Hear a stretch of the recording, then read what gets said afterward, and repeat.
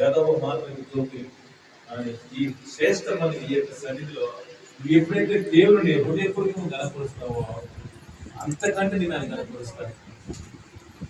దయచేసి దేవుని యొక్క మందిరాన్ని సన్నిధిని మనం నిర్లక్ష్యం చేయకూడదు.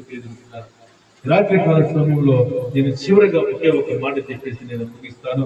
ఈ యొక్క మూల వాక్యంలో చూస్తే 2వ తిమోతి అపోస్తలుడైన పౌలు తిమోతి రాసిన 2వ పత్రిక 4వ అధ్యాయము 2వ వచనము ఒక్కసారి చూద్దాం దయచేసి. సమయమందును ప్రయాసపడుము, సంపూర్ణమైన దీర్ఘశాంతముతో ఉపదేశించుచు ఖండించుచు గద్దించుము, బుద్ధి చెప్పుము. ఎందుకనగా జనులు హితబోధను సహింపక దురదక్షములు గలవారే తమ స్వకీయ దురాశలకు అనుకూలమైన బోధనకు